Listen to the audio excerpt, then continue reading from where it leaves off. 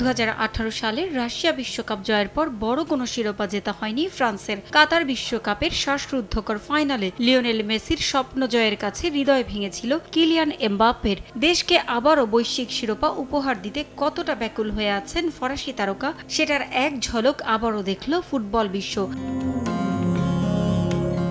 জার্মানির মাটিতে এবার ইউরো অভিযানের শুরুতেই জয়ের সঙ্গে দুঃসংবাদও পেয়েছে ফ্রান্স। অস্ট্রিয়ার বিপক্ষে ম্যাচের শেষ দিকে হেড করতে গিয়ে প্রতিপক্ষ দলের ডিফেন্ডার কেভিন ডান্সোর সঙ্গে সংঘর্ষে নাক ভেঙেছেন ফরাসি তারকা। নিজের রক্তাক্ত হয়েও ভেবেছেন দলের কথা। বিলম্বে মাঠ থেকে বেরিয়ে দেখেছেন হলুদ কার্ড। তাকে ডুসেলডর্ফের একটি হাসপাতালে সঙ্গে সঙ্গেই চিকিৎসা দেওয়া হয়।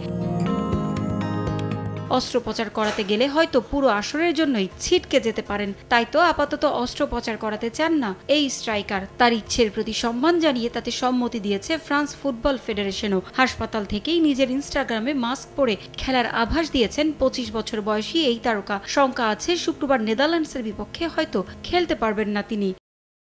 এমবাপ্পে চায় না তার অস্ত্রোপচার হোক, সে দলের জন্য ভূমিকা রাখতে চায়। আমরাও তাকে হারাতে চাই না। ইউরোতে ফ্রান্সের ভালো ফলাফলের জন্য তাকে প্রয়োজন। আশা করছি বিশেষ ব্যবস্থায় সে দলের হয়ে খেলবে।